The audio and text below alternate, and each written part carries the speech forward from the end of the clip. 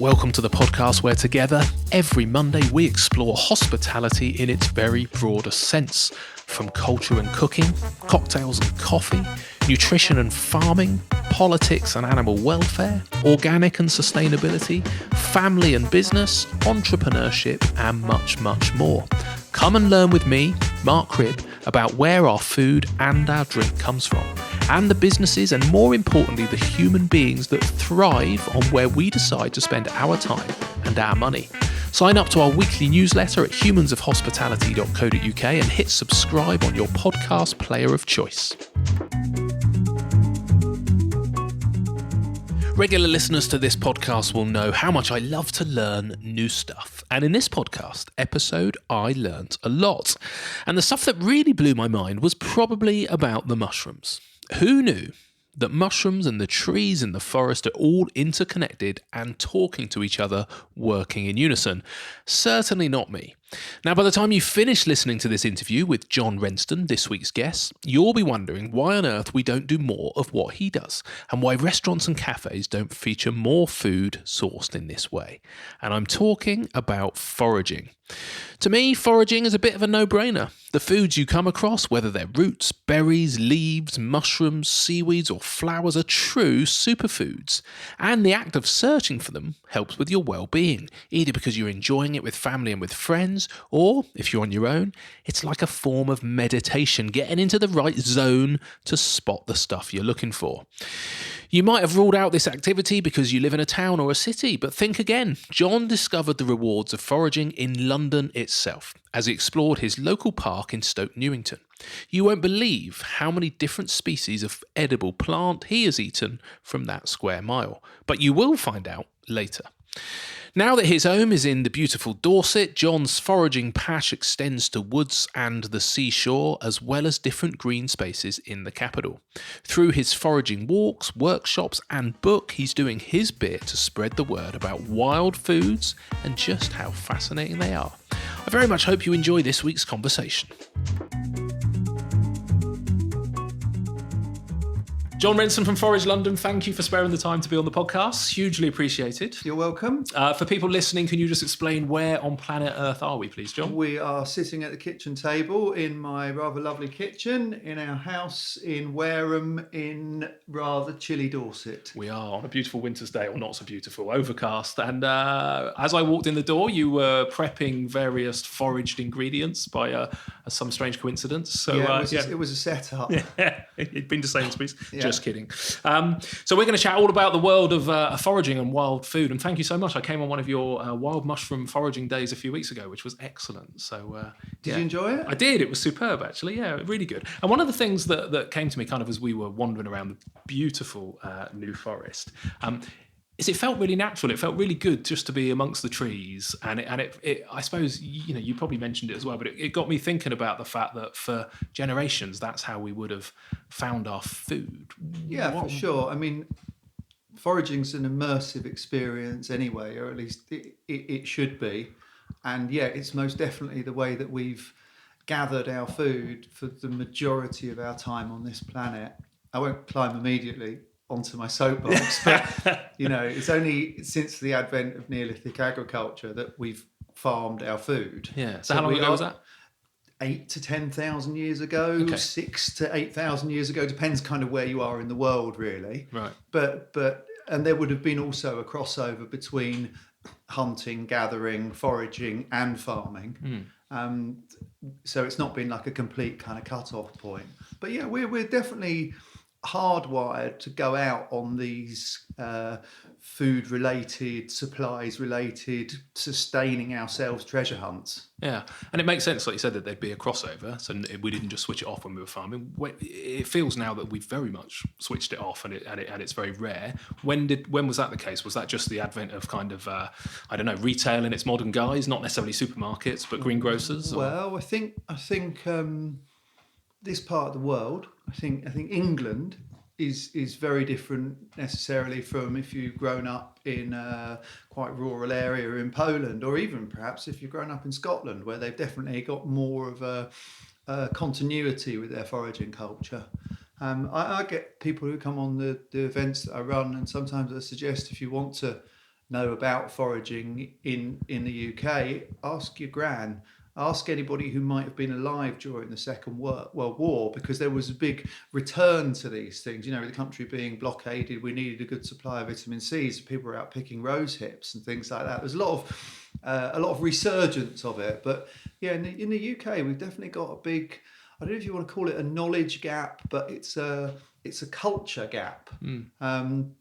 I've got here like a Ukrainian cookbook, and that's a normal cookbook, but in a way it sort of dovetails into foraging. There's quite a few ingredients in there that I wouldn't expect to find in an English cookbook, but in here seem to be quite at home. Yeah. So I think there's a lot of cultural differences at work. Okay, it's a shame, isn't it? Because it's you know, we'll come on to some of the benefits, I suppose, but just that getting out in the woods, getting outside, that relationship with food is such a positive experience. Yeah, well, I think the walk that you came on was the way I bill that is it's a late season mushroom foray, which means that we're not necessarily going to be encountering 50 or 60 different species, and we're not going to be collecting masses and masses of fungi. But what we are going to do is, as a group, we're going to experience being in the woods together on a chilly day and being on this sort of mission to see what we can find and see what we can identify. And even if that aspect of it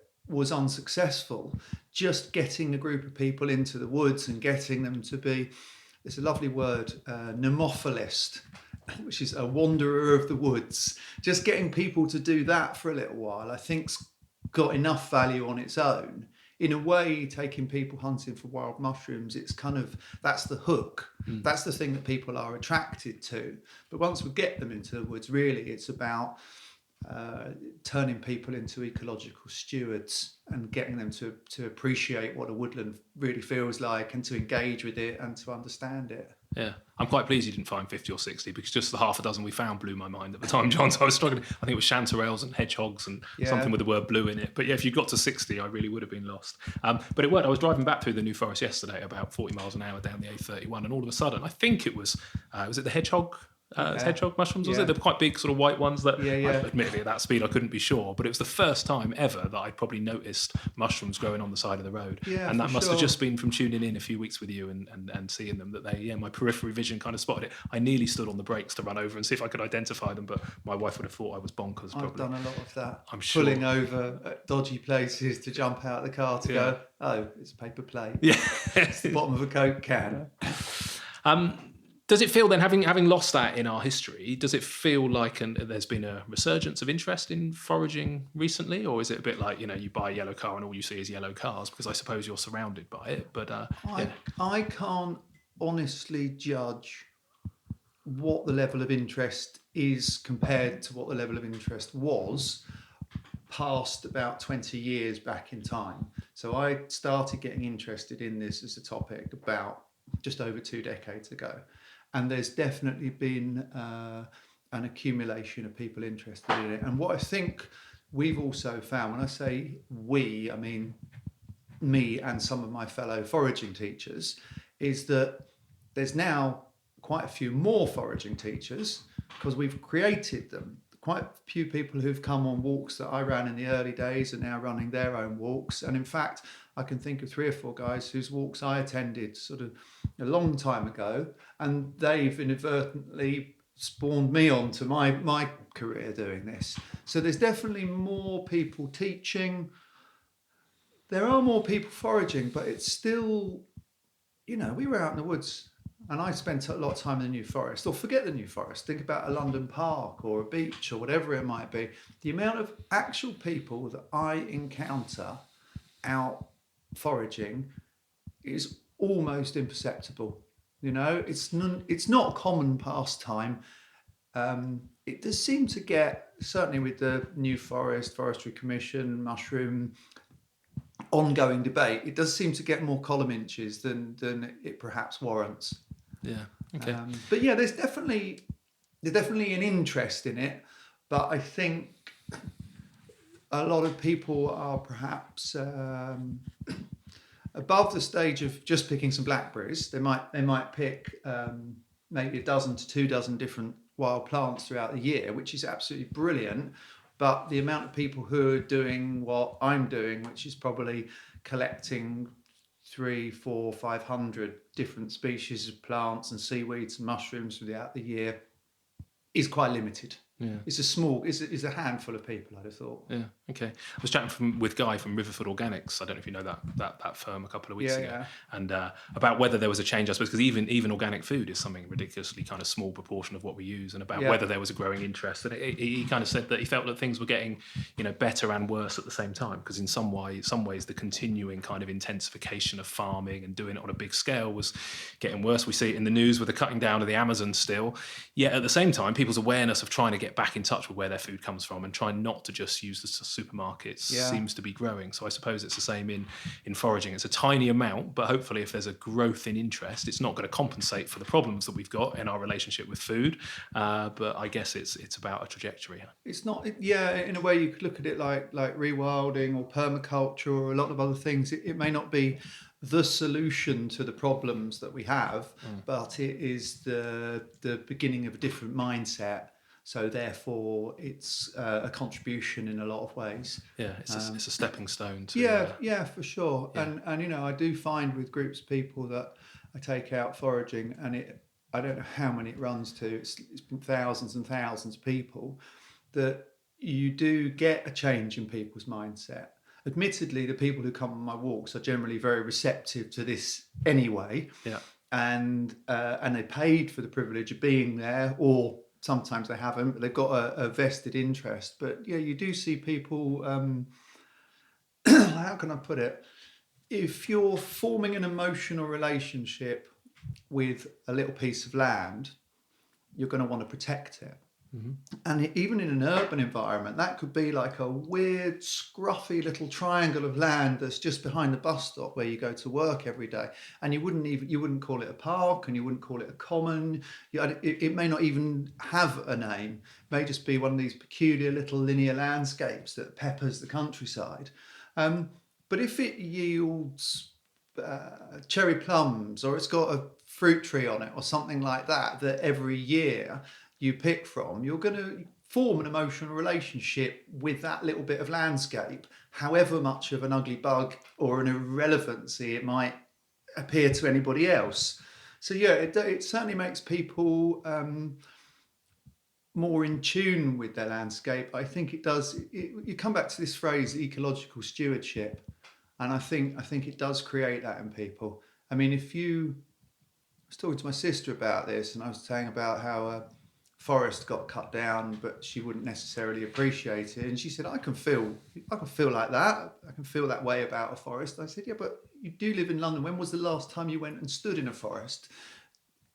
Have you reminded yourself what it really feels like, and therefore what the absence of that would feel like? So when we do take people into the woods, or we take people and get them really fundamentally involved with nature, it does definitely strengthen their bond with it, and also their desire to protect it. Yeah.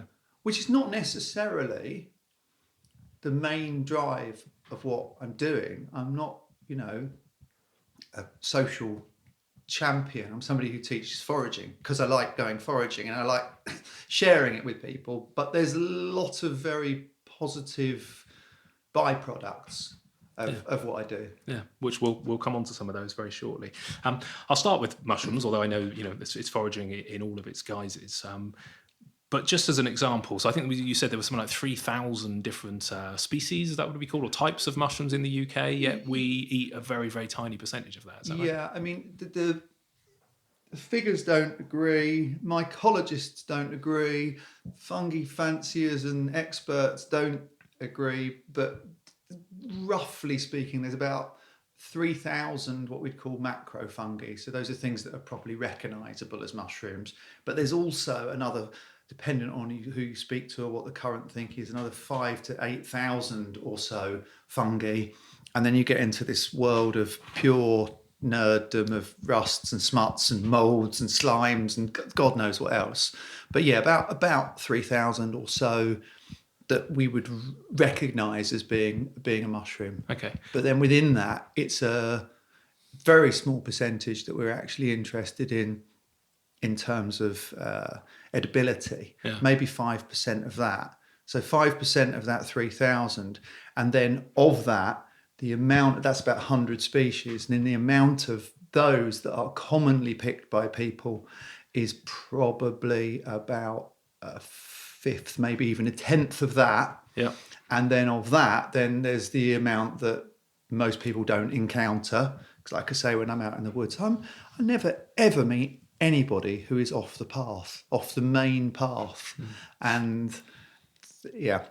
No, I'm laughing because we very much were when we went on our walk, and I always get in trouble with my family because I don't know, I want to take a shortcut, I want to make it more interesting, I do want to get off the big kind of tracks that we have in the forest, and invariably I get into trouble because we end up in a bog or cut off by a stream, which is exactly what happened when we were out walking, and I loved you for it, and I wished my family were there to go, look, I'm not the only idiot in the woods. We get into trouble. I get into trouble too. We have ground rules when me and Ellie go for a walk. Yeah. I'm like, should we go for a walk? She's like, great, but a walk involves walking. It doesn't involve standing still in the same spot for 20 minutes. Yeah. But we do spend a lot of time in the woods as a family as well. And, you know, and now it's getting colder and we're getting past the mushroom season.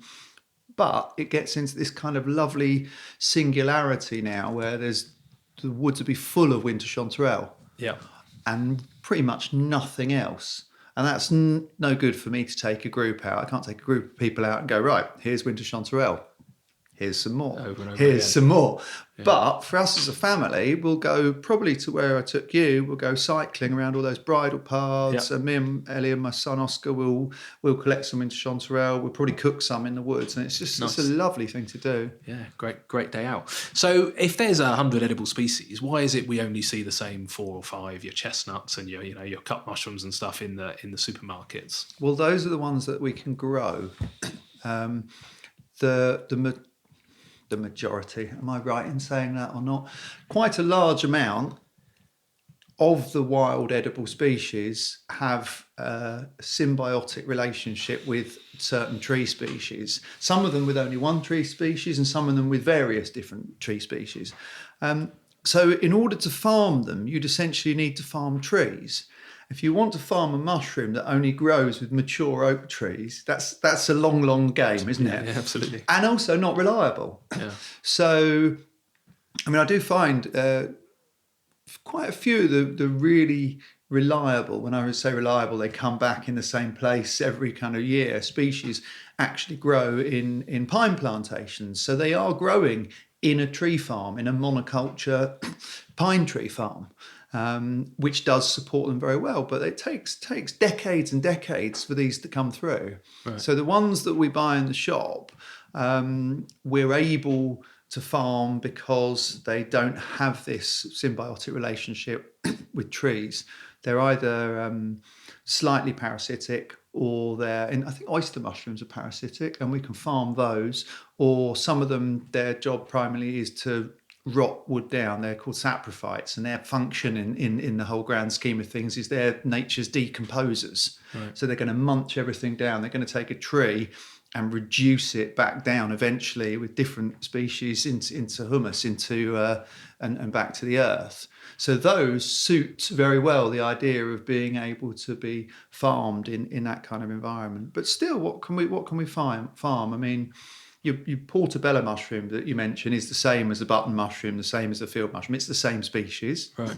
We can farm oyster mushrooms, shiitake mushrooms, enoki mushrooms, are little skinny white ones that are related to a wild species that we get that comes out about now called velvet shank. But it's very limited what we can actually farm.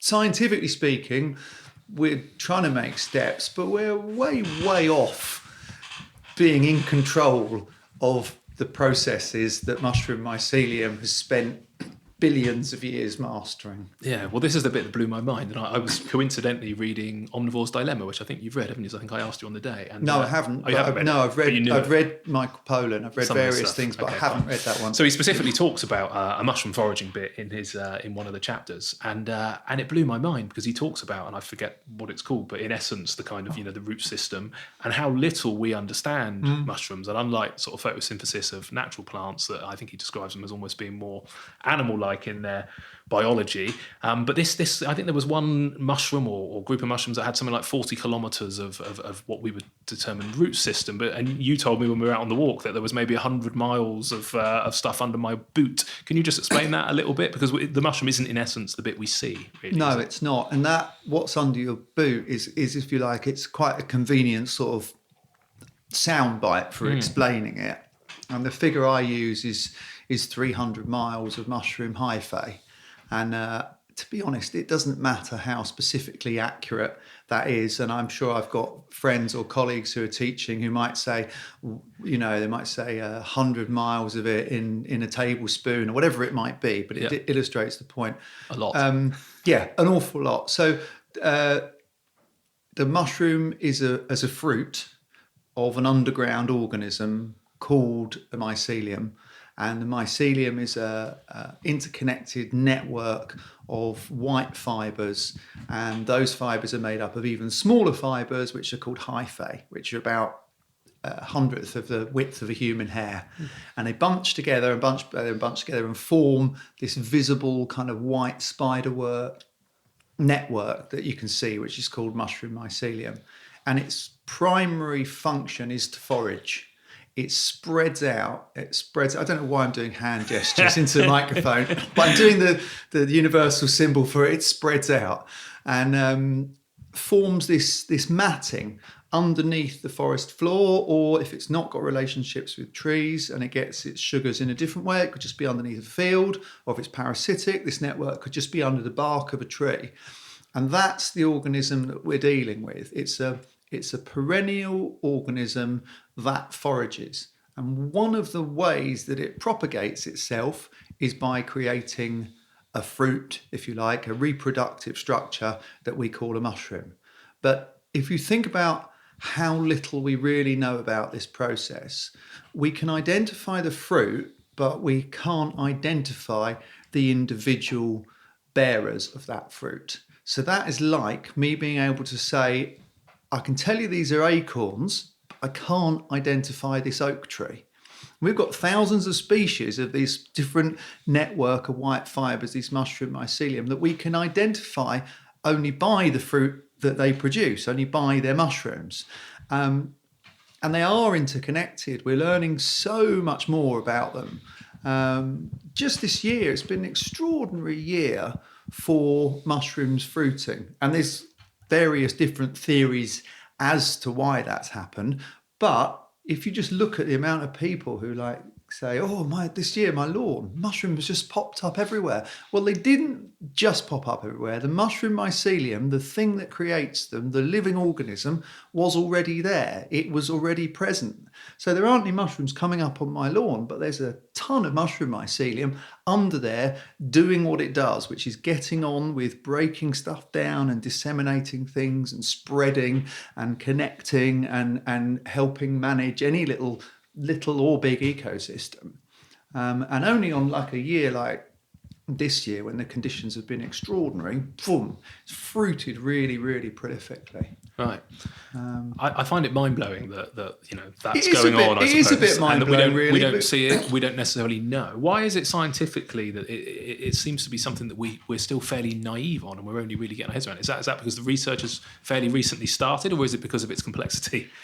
I'm at risk of getting thoroughly out of my depth here. There's no BBC fact checkers. No, for sure. But I think if you really want to know the answer to those questions, what you should be doing is talking to a professional mycologist. Right. And I think some people would tune out if I did that, wouldn't they, John? Maybe not. I mean, the thing is that I sometimes see stuff in print and it says wild food expert John Rensten, and I hate the word expert because I'm not an expert in anything. My knowledge base is so disparate and so all over the place and so constantly being seduced by the next topic that dovetails into foraging, whether it's herbal medicine or horticulture or soil fertility or just how to cook something nice or a new plant that I've never met before. I won't ever become an expert in something like that. Yeah. But there's people who've been studying mycology for 50, 60 years, and that is their entire topic. I'm not guaranteeing they can necessarily talk to you. Yeah, no, absolutely. But it certainly seems fascinating, because I know we'll maybe talk about some of the medicinal stuff, but the opportunities that I guess all of this research creates, that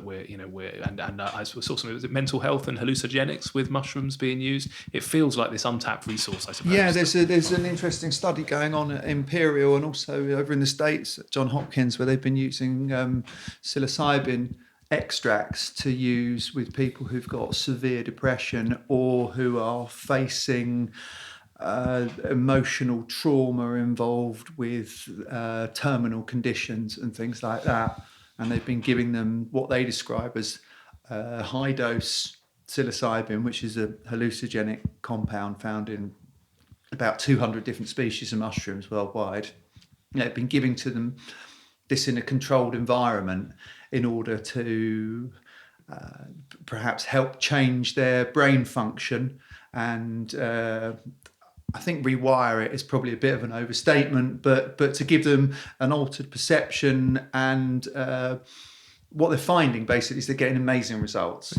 It's available online, the research that they've been doing. And I think from a medicinal point of view, we're really in our infancy.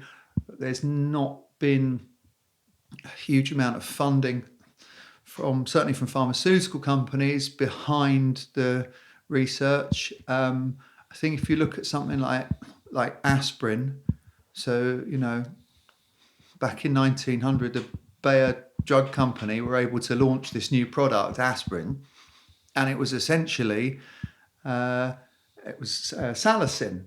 So it was what you would find in willow bark or a plant called lady's mantle or various other plants. And it historically had been used as a painkiller for thousands of years. But they were able to, I think they added one molecule, and therefore they were able to patent it and change its name and say it was their product. The problem that we've got with mushroom-based medicines is nobody has any idea how to isolate what's going on. And in fact, isolating what is going on is the wrong approach anyway, because within the mushroom, you've got an awful lot of very complicated chemistry, and it's all working in combination with each other. So you've got multiple polysaccharides and terpenes and all sorts of things at work. And I don't think anybody's been able to silver bullet any of this and there go for, we've made mushroomanol, the new wonder chemical. And the research goes on, and I think there'll be more weight behind it. It's frustrating. It's not just with mushrooms, I guess, is it? But that lack of ability to patent fruit and vegetables is the reason that so little is. It's why you can walk into a supermarket and find stuff with messages all over the box about how much fibre and how wonderfully good for you it is, because it's been processed and packaged in some way. But you don't see the same kind of information over an avocado or a tomato and stuff like that, do you? Well, I wrote a thing a few years ago, and it was supposed to be about wild foods versus superfoods. Right. But I kind of abandoned it because it's evident that wild foods are superfoods. Yep. So a superfood is anything that's disproportionately high in nutrients and vitamins and minerals and antioxidants, etc., etc. Yep. And you go into a supermarket and, I mean, what have you got? You've got 100 products, and of them, maybe 99 of them are not necessarily that good for you, and then there's one that's really good for you, and it's called a superfood. But you go back to wild food, you go back to the things that I've been picking, they've not made their way into existence through our domestic food chain. And I'm getting on the soapbox here. Please do. That's kind of the point. Wild food is superfood, essentially. It's all very high in nutrients, it's very high in fibre, it's very high in protein. In addition to which, the act of collecting it is an exercise in mindfulness and personal well-being. And I'm not saying this is a political manifesto, and I'm also not saying it's available to everybody. So I run some foraging walks in beautiful beautiful park in South London called Burgess Park. And on the edge of Burgess Park, there's a lot of quite high-rise flats. Now, if you're a single mum with 2 kids working 2 jobs, you're not spending 40 quid to go flouncing around Burgess Park with me for 3 hours looking at how to make interesting flavoured vinegars and things like that, are you? It's unlikely. However, were you to be able to find a bit of time within when you took your kids to the park and you could all forage some dandelion leaves and some chickweed and some other bits, some mallow, some other things like that, and you could come home and you could make a green smoothie with it, and you could get your kids eating something that's really, really good for them, that you've all collected together, it's got to have value. But I appreciate, and I'm constantly frustrated by the middle class status of foraging, because, you know, in order to do what I do all the time, I earn a living from taking people foraging, which is great, you know. My job is a dream, but I appreciate that for an awful lot of people, it's not an option to just spend all their time, you know, they're too busy. Wasn't it John Paul Getty Jr. said most people are too busy earning a living to become millionaires? And so you know, I'm not saying, oh, everybody should just, you know, it's not going to dovetail into everybody's lives, but everybody I've taken out, take a group of businessmen out their office at lunchtime, don't let them go and have 2 pints, and get them into a park and get them competing for who can find the biggest stinging nettle leaf, right? Which is a childish and futile exercise. And people turn into children. I've literally seen them just coming up to me going, John, look at that one. It's like, it's a stinging nettle leaf. And then we tempura them or something like that. We make them into something. So the rewards are far greater than what might apparently be the reward, which is something for nothing. Yeah. There's a lot more at work with going out collecting. It's like, you know, it's like cooking your own meal, isn't it? You cook with your family and you eat with your family. You actually cook something. It's rewarding. It's a rewarding experience, isn't it? It's an enjoyable experience. Yeah, you appreciate it all the more for the effort that's gone in, I think, don't you? You do, and you all spend time sort of, oh, this is lovely, or like, you know, fawning over your successes. Yeah. It's a shame. I think so much of it must be a confidence thing. It's a shame we've lost that skill. It's reinforce, you know, the nutritional aspects. I know there was a lot of research done into the difference between taking vitamin C in a pill and eating an orange, and we don't actually understand why. We understand it's vitamin C, and we understand that we can take it out and put it in a pill, but we've got no idea what's going on in the orange and the complexity of why it has such a difference on you with all the antioxidants and all the kind of micronutrients that are in it, and why it has completely different impact on the body. And the fact that we can get all of that from going foraging is amazing. Yeah. But it must be a confidence thing that people just don't know. I mean, presumably that they're walking past all of this incredibly nutritious, edible, delicious food. Is that the issue? Should we teach it at school? Well, I did see an article about the dangers of botany, which was basically that people who get interested in plants often crash their car a lot. Right. So wherever you go, you are surrounded by these things. Yeah. And I walk down the road and I'm constantly assaulted by all sorts of delicious and interesting or mysterious things around me. I'd love to see it taught in schools, but it doesn't need to be. And now we're doing like a foraging class. It would need to be. Now we're going to be outdoors, and one of the things that we're going to do while we're outdoors is this activity. I think anybody in the UK can identify a dandelion, can't they? Yes. Any school kid can identify and do a dandelion clock. And if you can identify a dandelion, you can dig up, if you have the permission of the landowner, at the right time of year, you can dig up the roots. If you can dig up the roots, you can roast them. You've got a root vegetable that you can roast. That's vaguely related to a Jerusalem artichoke. It's in the same family. You could make a coffee, a caffeine-free coffee, by roasting those roots as well. You could saute those roots. You could do various different things with them. You've got a carb-rich foodstuff. Then you've got the leaves, and you could sweat those leaves and you could cook them like a green vegetable. You can eat them as a salad ingredient, albeit a quite bitter salad ingredient, but you can force them in the same way as you do with rhubarb. So sometimes dandelion, when it's grown in long grass, it's actually been forced itself, and the leaves are really pale and they're much sweeter. The dandelion flower, if you pick 100 of those on a sunny day, which is not a difficult thing to do, and last year I posted a picture of about 100 flowers that I picked, and I got quite a bit of flack from the pro-bee lobby, which I am part of the pro-bee lobby, for God's sake. But thousands and thousands and thousands of these flowers everywhere. What I did was not going to deprive the bees, at least not in my opinion. From those flowers you can make sauces, syrups, wines, vinegars. So you've got one plant there that's got 3 edible parts, all of which have got multiple different uses. So if you could find 12 different things to do with a dandelion, you could do something with a dandelion every year of the month.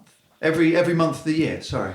The only bit of a dandelion that's not edible is the stem, which is hollow, and it's got this kind of bitter latex in it. But you could, with kids, you could wash it out and use it as a drinking straw. Okay, it's not going to last, but it's something to do with it.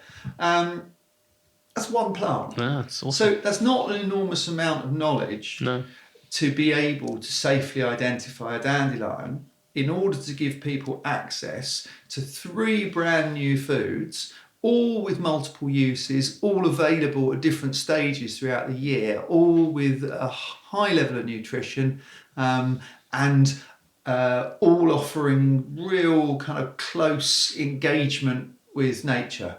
Then you could, elderflowers. You've got elderflowers, you've got elderberries, you've got a betwixt and between stage where you've got green elderberries that you can caper.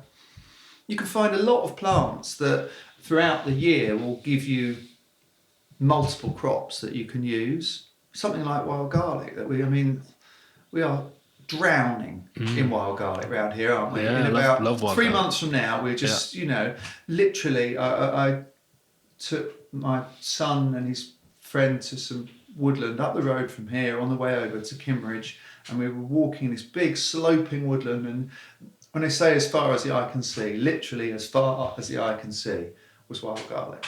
And that's one plant that's really, really easy to identify because it stinks of garlic, doesn't it? Yeah. And if it doesn't, it's not it. It's something else. And that's got 5 edible crops. That's got edible leaves, edible shoots, edible roots, edible flowers. And when the flowers fall off, it's got these amazing little edible seeds that you can caper and make wild garlic capers from. Okay. Yeah. So, if you learn 12 plants, all of which have got 3 different crops, that's 36 new foodstuffs, all of which could provide you with 5 or 10 different. Nobody's even got the time for that, have they? No. So I don't think it's a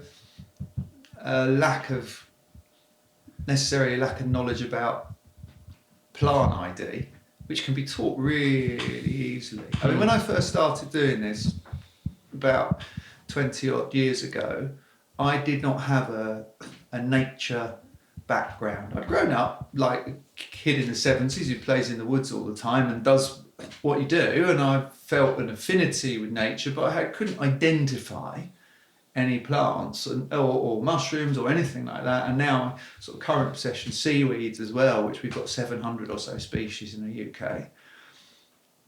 But really, plant ID is just entry level. It's then, what can you do with them? What can you use that for? Stinging nettles. Masses of protein, like 30-something% protein, stinging nettles, fibre, iron, calcium, magnesium, etc., etc., etc. And I use them for all sorts of different purposes. And then my friend James, he strips out the fibres and he makes cordage. And he makes bracelets out of them, and he uses for all sorts of different reasons that I'd never encountered. And there's a lot of plants that I've been foraging for 10 or 15 years, and I just think, or even I don't think, maybe somebody asks me, can you eat the root of that? And I'm like, I don't know. It's never, ever occurred to me. And then we find out if you can or not. So... Yeah. I don't know what the original question was, no, but that was no a idea. long But answer. no, it's great. Sorry. I love it. I suppose it seems so obvious. You wonder why it doesn't happen and what the solution is, because it feels on so many levels. Like you say, there's the meditative aspect, it's getting outside, it's respecting the countryside, it's the nutrition, it's family time. It all feels like such a no-brainer. I don't know why we don't do it. It must be knowledge, which I appreciate isn't hard to get, so that's an excuse. It's a weird cultural gap, isn't it? It's not what we do anymore. Yeah. I mean, I know in the 1950s we handed over the preparation of an awful lot of our food to corporations, didn't we? We stopped doing the things that we might have done with flour and baking prior to that. Go back another few decades where everybody else was doing their own brewing and things like that. I think a lot of it is to do with living in cities. Right. And urbanisation, because if you look at the structure of a big city and the existence of monoculture, the two things do seem to, certainly in the UK, go hand in hand, and I don't think we're involved in where our food comes from or how it gets to us. And I mean, I'm equally guilty, perhaps more so than everybody else, because, you know, what's in my fridge? It's a mishmash of different things. There are wild foods in my fridge. There are things that I've made myself, and there's also things that come from the supermarket. And you know, I quite fancy Thai food tonight, so I might get a takeaway. So I'm not a purist. No, absolutely. But it's an idea that we have to change if we were to get everybody a bit more involved. But then if we were to get everybody more involved, how feasible is it? I would like very much to see kids being more involved in nature. I don't think anybody disputes that this is a good thing. It's a good thing for physical well-being, for mental well-being, for nutrition, for all sorts of reasons. It's just not tremendously high up on the... well, it's not on the curriculum, is it? Doesn't seem to be, does it? No, and there's so much evidence around, the benefits of being outside. I work with a charity called the Parks Foundation in Bournemouth, which looks after all of the sort of public open spaces, and so we're constantly barraged by evidence about getting kids outside. And there is some work going on at the moment with the National Trust and English Heritage, looking at how do we use town centre, I suppose, parks and open spaces more to get kids out in them. So I don't know. Cities are amazing though. I mean, you know, somewhere like Bournemouth, or go to Southampton, or go all the way to London. Yeah, there's so much open green space that we tend to zone out. If you were to think of London, if you were to think of looking down on London, you'd see it as grey, not green. London's 47% open and green spaces. That's Greater London you've got to do to get that figure. If you were to do that on like the square mile, the City of London, you're not going to be coming up with a figure like that at all. But you know, so many parks, so many gardens, so many commons, so many of those weird little landscapes that don't have a name. And wild plants are just thriving, going bonkers. They don't need looking after. They don't need any attention. And so long as you can do a bit of research into the history of the land on which you're foraging, which you can do amazingly well with the internet. You know? So you can look at a park in Bournemouth or somewhere like that, and you can see whether it's ever had a history of industry, or a lot of places you can look at them and you can see, well, that's actually a documented green space that predates the Industrial Revolution. So that's got no history of industry ever. So the soil quality there is going to be really good. Then you might need to look slightly at what the park's management regime has been. You know, have they systematically sprayed everything with glyphosate and fungicide and whatever else? I did some soils before I published my book. I did some soil tests on 3 London parks, and they were great. Yeah, the soil quality was really, really good. Not quite as good next to the main road, as it was in the centre of the park, but still within all the tolerances that they gave for the soil quality for home vegetable growing, which is done on like parts per million of things like sulfur and presence of cyanide and all that sort of stuff. And they came up great. Yeah.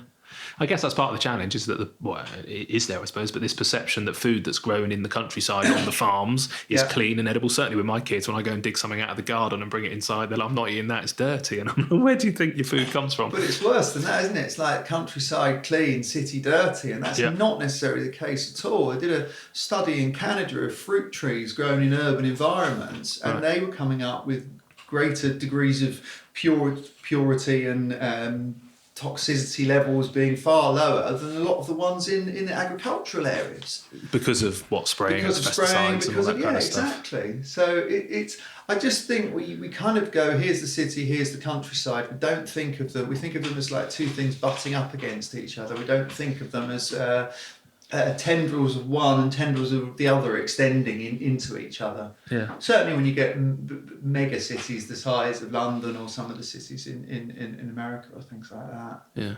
So apart from maybe the misconception of the cleanliness issue, and I guess this probably comes more from mushrooms and other ingredients, but people are afraid of poison, I guess, particularly because mushrooms seem to get a bad rep in the fact that there's some dangerous ones. Yeah. With the stuff you explained just then with dandelions and wild garlic, presumably it's hard to find something that looks almost identical that will kill you in that genre, there's a lot more poisonous plants out there, potentially. There's We've got about 2,500 wild plants in the UK, and then add into that, God knows how many thousands and thousands of domestic plants and hybridised plants and feral plants and all sorts of things. There's quite a lot of poisonous ones. We've got poisonous trees. We've got a yew tree at the bottom of my garden there. Every single part of that tree is poisonous, except for the delicious little berries that it's got on it. But then in the middle of those little berries is a really poisonous stone. We've got poison hemlock and hemlock water dropwort. We've got garden plants, things like foxglove and aconite, things like that are extraordinarily poisonous. What else have we got in my garden there? A bit of spurge, and that's got latex in it, which if it gets in your eyes can blind you. Right. I don't know putting people off now. I don't know when to just stay indoors. But what I'm saying is that we're mycophobic. We're scared of mushrooms because we've got this culture of, scared of mushrooms. I take people on walks and they go, is that one going to harm me? And I go, not if you don't touch it. I'm not going to be attacked. It's not going to jump you. And also with the mushrooms as well, I generally tell people if the ultimate destination of the mushrooms that they pick is on a compost heap, not in a frying pan, they will never ever poison themselves. So you could just identify things, and even if you are 100% sure of your identification, you don't have to eat them. You're not duty bound to play Russian roulette with your own life just because you've got something free. And where very often the enjoyment of the process of being out and identifying something that should be enough, could be enough. The last walk I did of the year, we went walking in some oak woodland, and the mushrooms really that come out in the oaks and the beeches are way over. So they happened 2 months ago. So we broke the walk into two parts. So the first half, we went and did some identification of species that we'd find growing with oaks and beeches and birches, but that weren't suitable for us to eat, and just to kind of frame the whole fungal world and explain how things grow. And then the second part of the walk was, right, now we're going to go to pine plantation, and we're going to pick 3 or 4 decent edible species of mushrooms at a reasonable volume. So it doesn't have to all be about what you can pick the whole time. But yeah, people are definitely mycophobic. Yeah, no, 100%. Yeah, and I think that nervousness means that it's easier just to rock up in a supermarket and buy something in a bag that's nice and clean and tuck into it, rather than get outside and pick it, which is a shame, particularly for some of the species that you mentioned, I suppose. One of the other things that interests me when we're walking, I just want to quickly touch on it. So the reason that a mushroom sprouts up, and we spoke about the kind of the root system, that's predominantly they only really fruit when they're is it stressed or panicking? You were kind of indicating, or that's often a trigger for why they would pop out of the ground. It's part of their reproduction process. I'm sure that whatever I say will be, It will be open to mass disagreement. Yeah. I would say that the threat to future mushroom populations is far and away loss of habitat, Right. not people picking them. Yeah.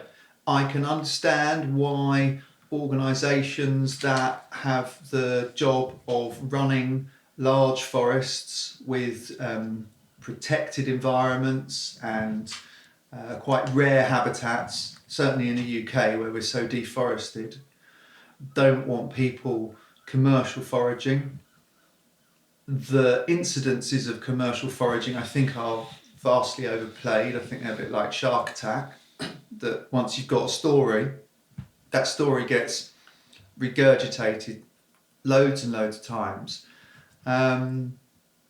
I can't remember your question. No, it was what causes a mushroom to, and it was kind of linked, I suppose, to when you were saying, yeah, pick the dandelions and there's nowhere for the bees to go.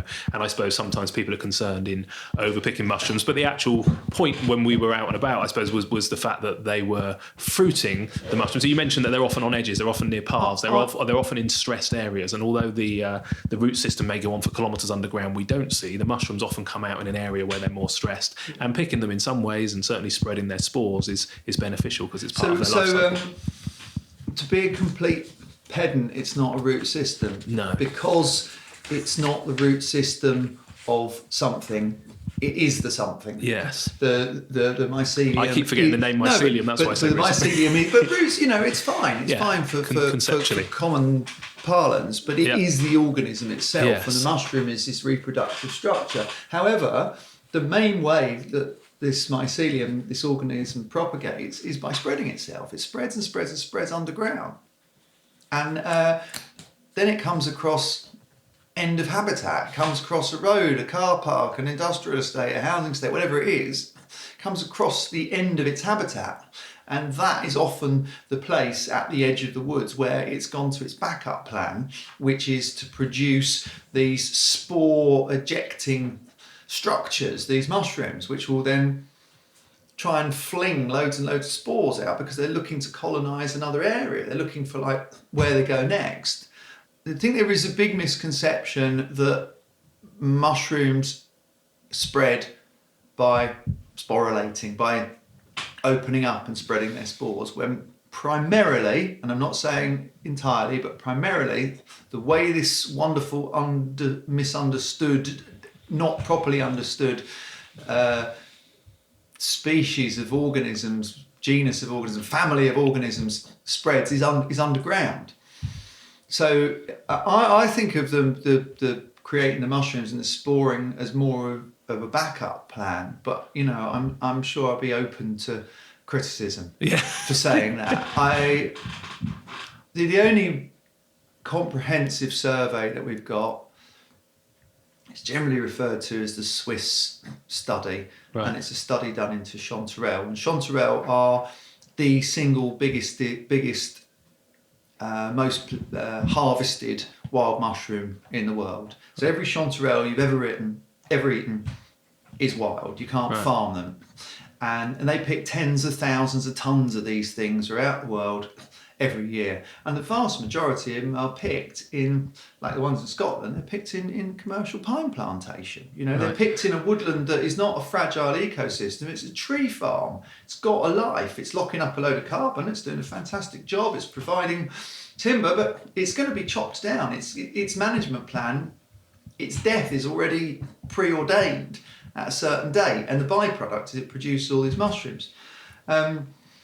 Anyway, so within that, what they did this survey across about 15 or 20 years, where they did like quadrants on the ground, and they did 3 areas, and one of them they left and they didn't pick any mushrooms from, and one of them they picked some mushrooms from, and one they picked the crap out of it. They picked every single fruiting body that turned up. Yeah. 15, 20 years down the line, how had the chanterelle fared as a result of this treatment? Well, it was fine. Really? In fact, I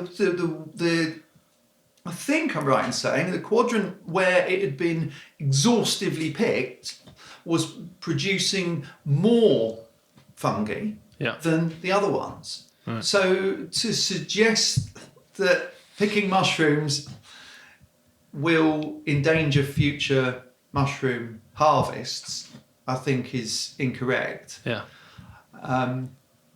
There's definitely thought that needs to be given and protection that needs to be given for mass scale harvesting of large areas where the fungi need to go back into the soil, they need to contribute to the ecosystem, they need to help with the whole regenerative process of woodland, they need to feed obscure species, or maybe not obscure species, of fungal gnats and things like that then are food for something else and food for something else. I don't really know about that. I know Michael, what's it called? Peter Voloben in his book The Hidden Life of Trees. Yeah. He talks about soil as terrestrial plankton.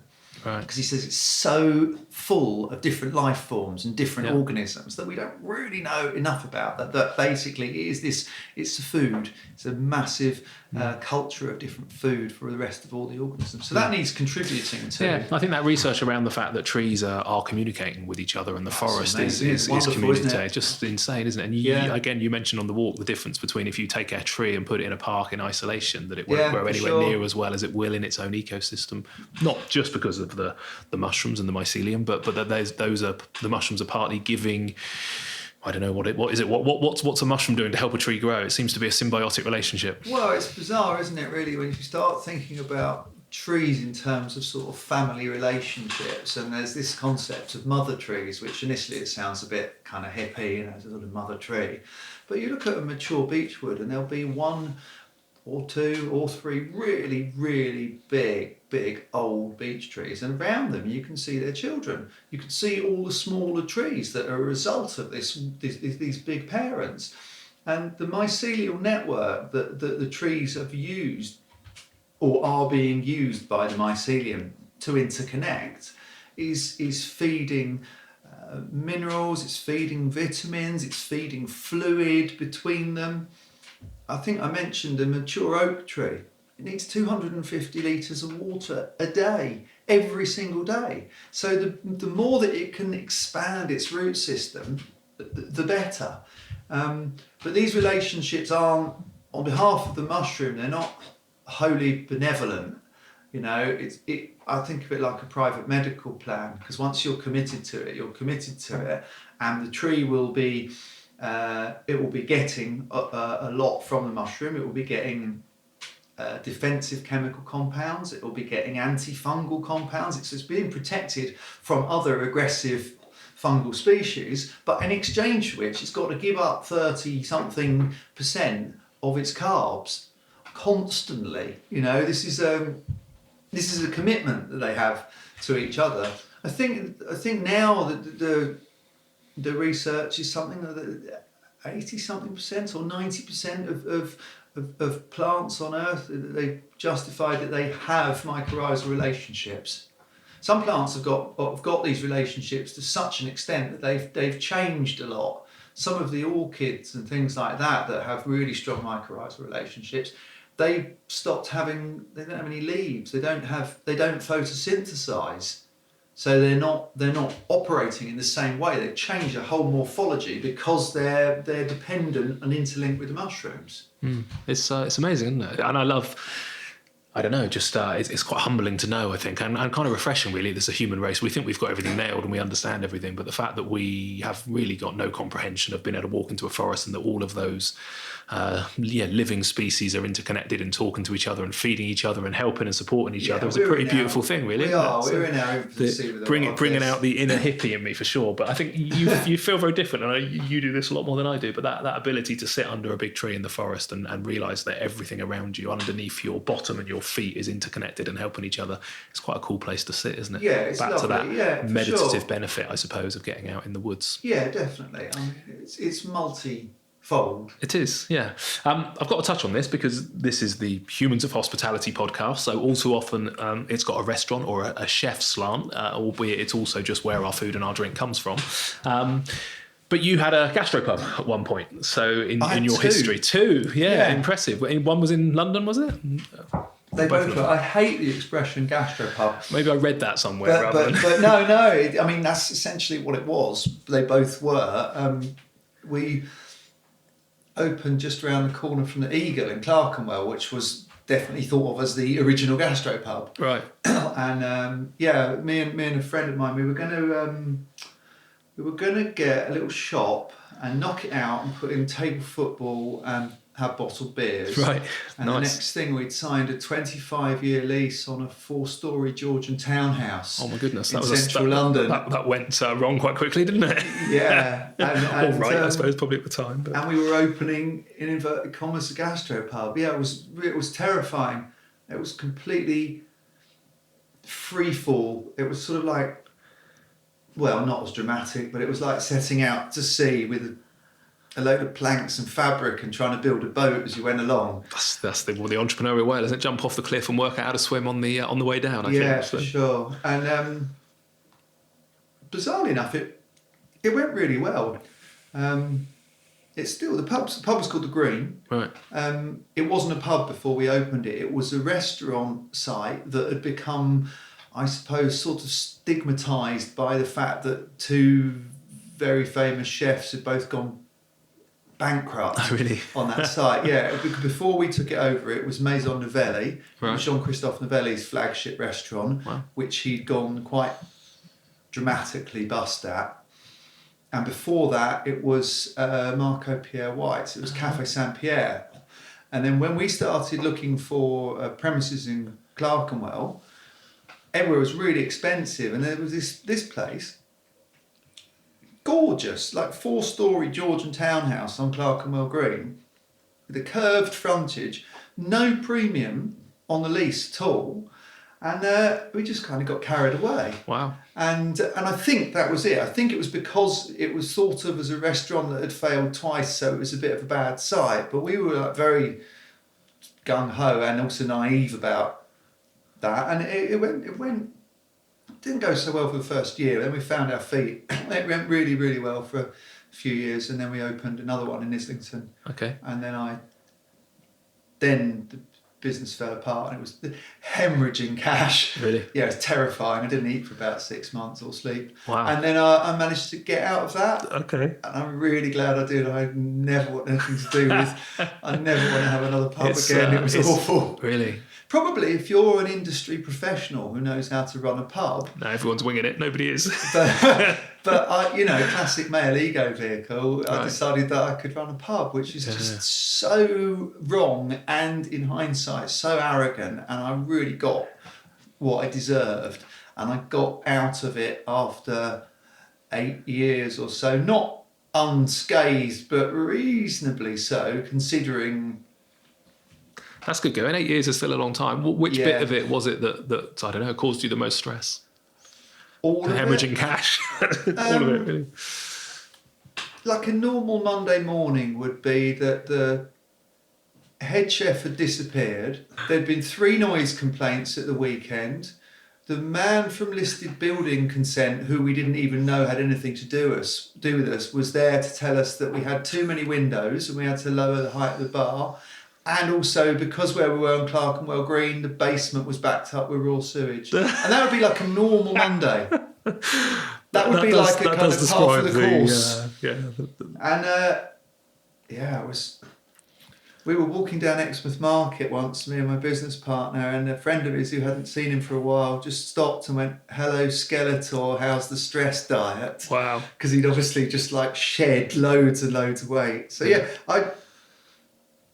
I think if that had been my industry, it would have been fine. I mean, I was a commercial photographer for 15 years and I knew how to put together a photo shoot. But if I'd been a publican for 15 years and I suddenly decided I was going to do a photo, like a big commercial shoot for a building society, it would have gone to shit. And I would have deserved that, really. So why I thought that with the pub. Yeah. It took you a while to work it out, though, 8 years. Most restaurants, I think it's 80% failure rate within the first 24 months. Well, I think. So you did well.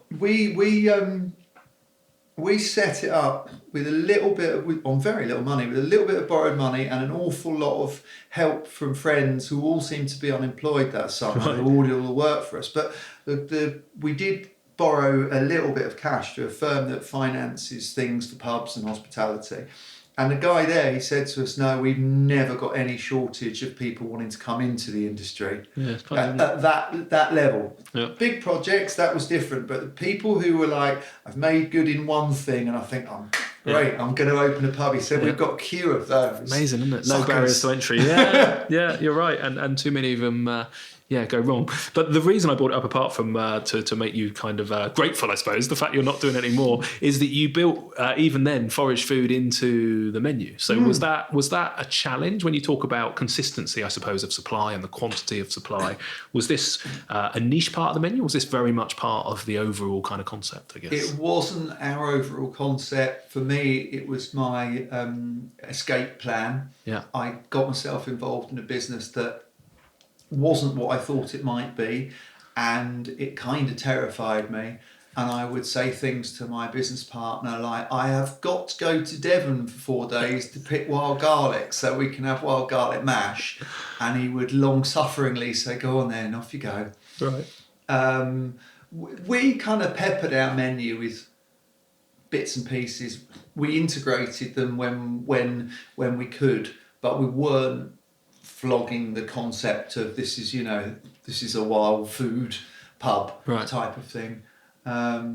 It was quite nice to do that, and I cook a lot and I do a lot of experiments with food, but I'm not a chef, and it's often really nice to see what a chef will do. A decent chef will do with, I might get my wild garlic, and I'm very lazy with a lot of my cooking. Mushrooms, I want to fry them and I want to eat them because that's essentially, for me, the best way to eat them. Yeah.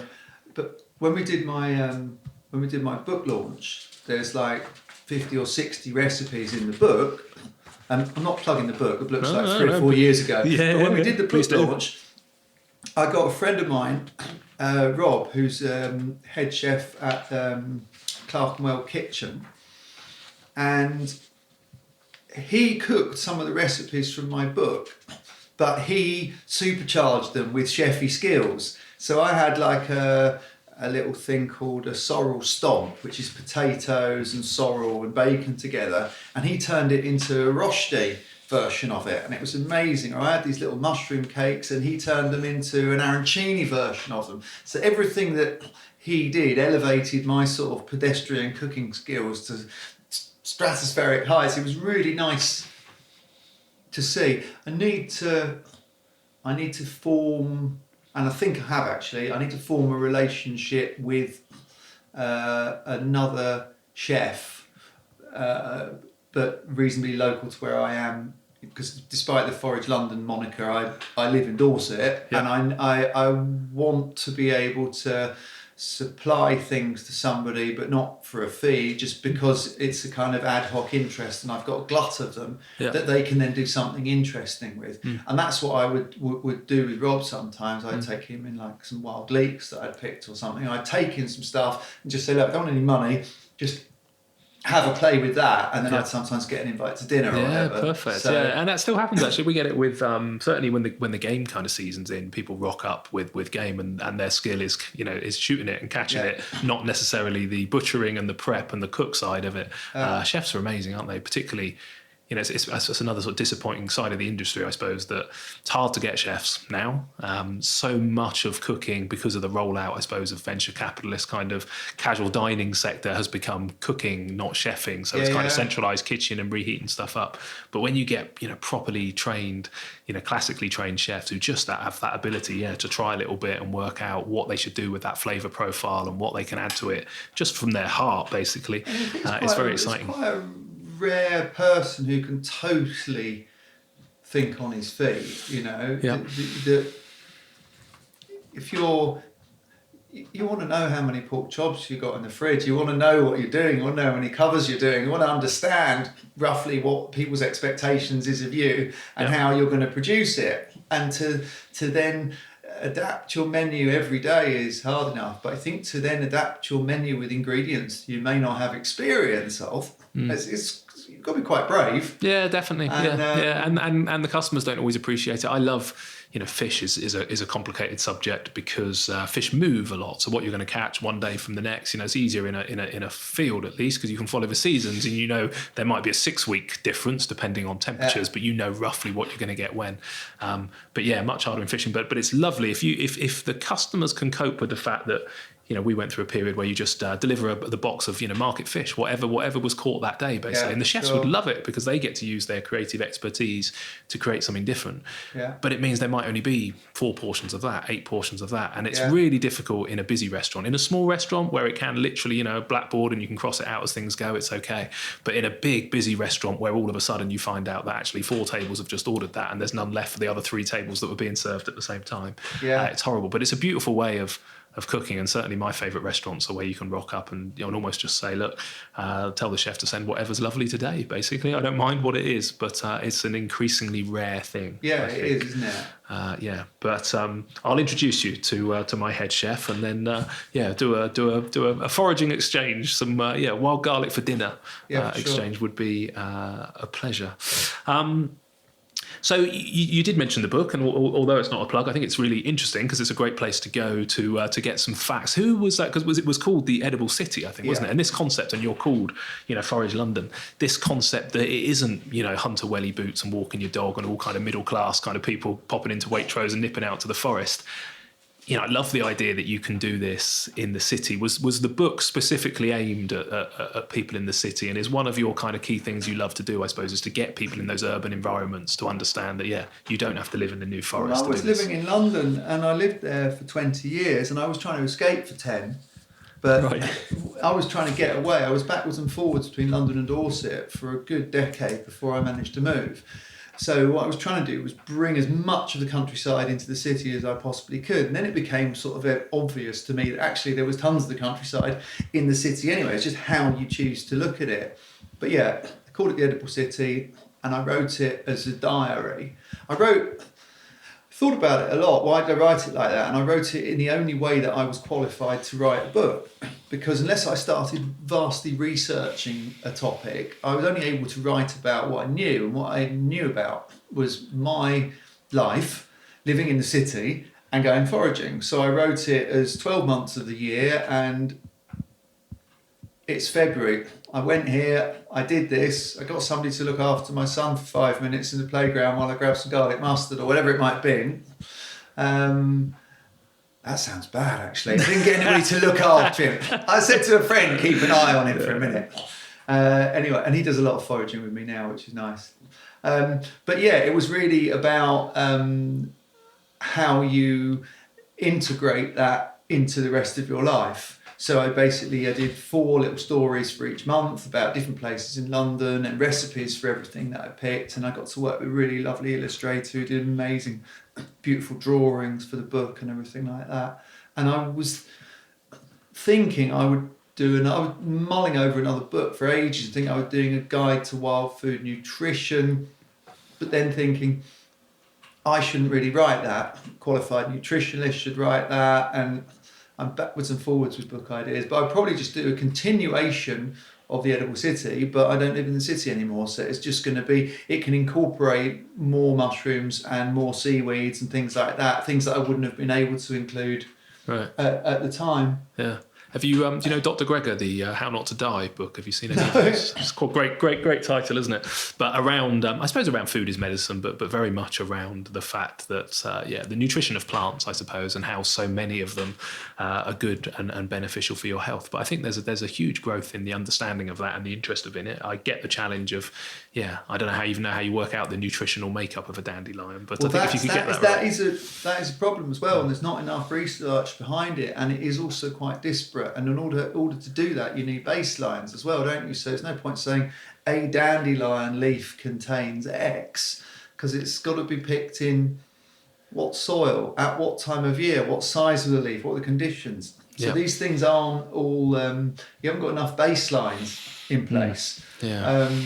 You can say that this will have a disproportionate amount of phytonutrients, antioxidants, whatever it might be, but I think you have to take broad strokes with it. Frustrating. It's always our challenge to try and be so specific. One of my bugbears. And whilst I get the motivation of the government looking at, calories and all of the allergens and all of the stuff that they more and more want you to put on a menu in the restaurant world, I also recognise that, we've touched on this, chef's skills is working out, actually, I'm going to tweak that and I'm going to add a little bit of that and I'm going to take a little bit of that away. And it's a shame that if the solution to our, our desire to either minimise risk or know all of the information is that everything's made in a factory, and it's always perfectly the same, is a shame. Whereas just the general gist that this is all the cool stuff that's in a dandelion is, should be enough, really. Well, come back to what you said about, eating oranges versus taking vitamin C tablets. I think the problem with that is that the body does not know what to do with a vitamin C tablet, where it does know what to do with an orange. You've got absorption and you've got assimilation at work. Our bodies have had millions of years, hundreds of thousands of years, I should say, to understand how to digest food, how to absorb food. But you give somebody 1,000 milligram vitamin C tablet, the body has no idea what to do with this. So most of it just passes straight through. Yeah. Yeah, that's interesting. And one of the other things that I read that I don't know, there's a slight sort of romanticism to it almost, but the sort of learning process that you went on around what you could eat and understanding the seasonality, and a lot of that was kind of self-taught. There was a particular park in London that you used to pass on a regular basis, and you would just observe those changes during the course of the year. Because it sounded like a lovely way, a slow way to learn, I suppose, and assimilate all of that information. I suppose most of it was self-taught. Sometimes I attached myself to other people who had information that I wanted to glean and kind of clung to them until the point that they got bored with me and shook me off. But most of it was self-taught. Yeah, I was living in North London. I was living close to Clissold Park in Stoke Newington, and that was my local park. And I was I wrote a blog about it, about what I learned from Clissold Park, because I thought about the fact that gentle repetition across the seasons of the same thing, rather than an academic form of learning, is a really, really good kind of multi-layered way to absorb information. I'm not an academically gifted person. In fact, the total reverse. So when I started getting interested in foraging, I was really surprised at how much information I absorbed and how much I retained. I was really quite shocked. I remember reading a book about something once and then thinking, God, I probably remember about 25% of everything in the book that I've just read, which is really unusual when you're at school and you're told you're not very bright, and you're also told if you don't get your shit together, your window for opportunity for learning will close. Right, well, and I thought mine had shut down. And it was only when I became fascinated by this, I realised how much I could absorb. But yeah, I was up to, so I wrote this blog called something like What I Learned from Clissold Park. It's about the idea that I learnt more about nature from 1 square mile of central London than I did from the rest of the country put together. And the reason I learned from Clissold Park was not because it's a foraging hotspot, it's because it was my local park. And it would just as easily have been any other park, any other place, were I to be living next to it.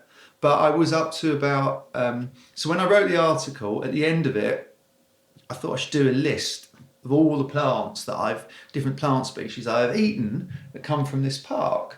And I got up to 175 different species. And I wasn't after a clever number.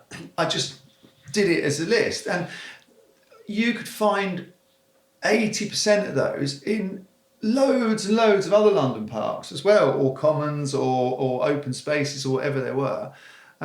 So easily 200, 250 different urban growing, wild, unintentionally edible, which is things that have been planted that happen to have an edible use, or feral plants. But yeah, the process was not academic.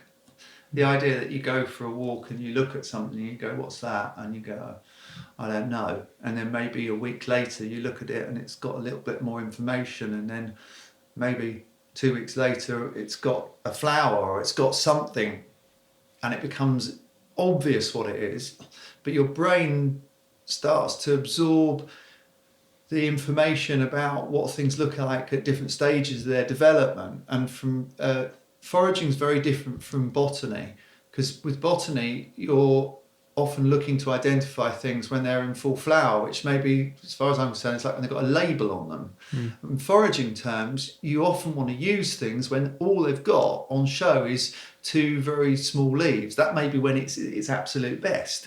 And therefore, that's where you've got to be able to identify it. So I would always teach people to learn their plants backwards, learn them in the high summer when they've got all the information on. They've got the flowers, they've got fruit, they've got their upper leaves, which are quite intricate. They've got lower leaves, which might be more simple. So as you can become familiar with something in all its stages of development, so as you can know how to identify it and use it at the time that you want to. Or even to the extent of you can stick a stick in the ground. You know, if you know that is, if you know those are horseradish leaves and you want to dig that horseradish root up, stick a stick in the ground and come back. And then when the leaves have died back, you know that root you're digging up is the horseradish. I mean, it's not going to be a tricky thing to identify horseradish anyway, is it?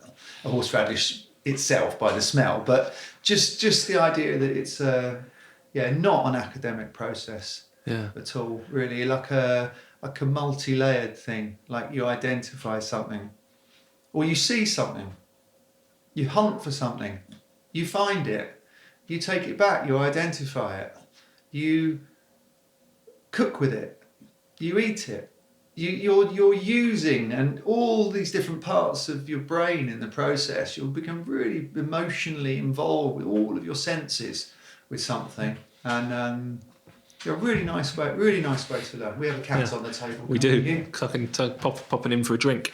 So I guess I'm thinking hopefully this has inspired a few people who are listening and go, it sounds lovely. I particularly like the idea. I'm conscious that we're always rushing around places. We touched on earlier to do a bit of meditation. I always try really hard with the kids to try and get them to just be a bit more present. There's a park that we walk through on the way to school every day, and I drive them bonkers by getting excited about the different times of the year and the leaves and the flowers. And we live by the sea as well, so the sea always looks different every day, and trying to be present. But this is a way of really doing that, I suppose, to another level.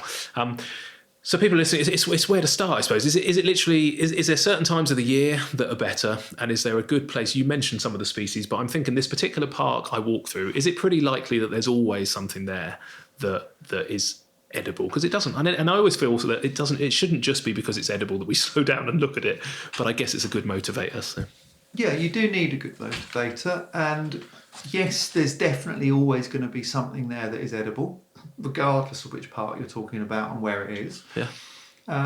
It's worth considering that the majority of our parks and open green spaces, although they're public access, they are bizarrely enough private property, and therefore there's a big grey area here, and bylaws are often waved around or spoken about. The way I view the law is that if you have access to a place, if you're allowed to be there, you are allowed to forage there. Now that is reasonably debatable because there's such a lot of conjecture on this topic, but something like mushrooms, for example, they're exempt from the Theft Act, 1968 Theft Act. So you can't steal mushrooms by picking them. That is not theft. Really? The Highways and Countrysides Act, there's sort of 3 or 4 different acts, and foraging tends to fall slightly between them. But in our English law, you are allowed to forage for personal use for fruit and fungi and flowers and anything that's above ground, basically. You're not allowed to dig up roots without the permission of the landowner. I've never been told to stop what I'm doing, but I'm not blatant about it. It doesn't mean I sneak into the park with my head torch on. It just means if I'm going to pick a load of stinging nettles, I'll pick a load of stinging nettles. I won't pick a whole bloody field of them or invite 20 people to do likewise. Common sense, I guess. Yeah, for sure. Cherries, I don't pick cherries out of parks. I actually pick a cherry blossom because it's much more plentiful and I think it's a lot more usable. So yeah, I think there's lots and lots of opportunities for people foraging in urban and non-urban environments. I think you've got to exercise a bit of common sense. You've got to not be greedy. You've got to have a regard for what else is going on around you.